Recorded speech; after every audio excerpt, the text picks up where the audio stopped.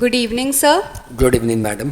Sir आज का मेरा ये क्वेश्चन है कि is section 50C applicable on transfer of lease right? मैं पहले आपकी ऑडियंस लिए सेक्शन 50C बता देता हूँ। ओके।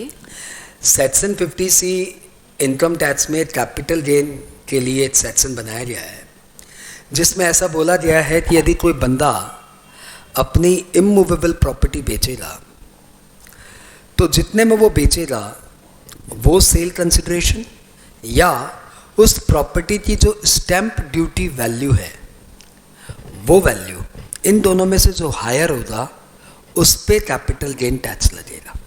ओके। तो सपोज आपकी एक प्रॉपर्टी है, कोई 3 करोड़ की प्रॉपर्टी है, आपने उसे बेच दिया। आपने बेचा 3 करोड़ पे, लेकिन उसकी स्टैम्प ड्यूटी में वैल्यू है 4 CR। तो फिर कैपिटल गेन निकालते समय 4 CR will be considered as sale consideration. तो जो लोग भी इमूवेबल प्रॉपर्टी बेचते हैं ना, वो इस बात को लेके बहुत वरीड रहते हैं कि कहीं स्टैम्प ड्यूटी वैल्यू ज़्यादा ना हो।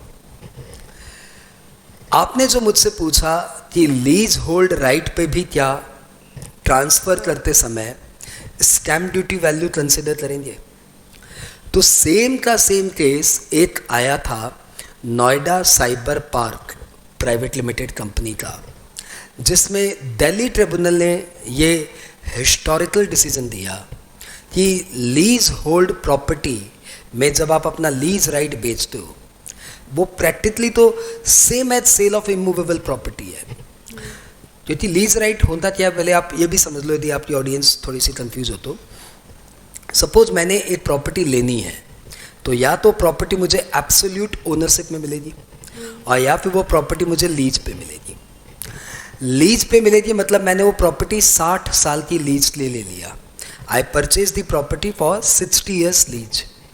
That means for 60 years I am absolute owner and after 60 years I have no right.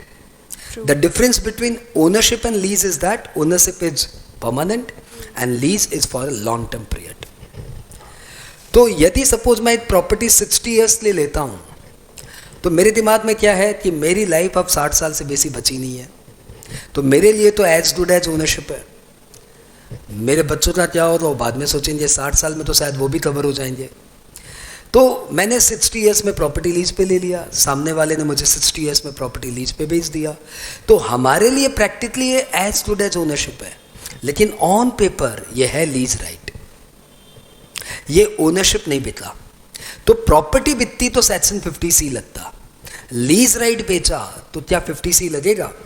तो दिल्ली हाई कोर्ट ने Noida cyber park private limited में ये डिसीजन दिया कि इवन आप लीज राइट भी बेचेंगे तो good news, section 50C not applicable.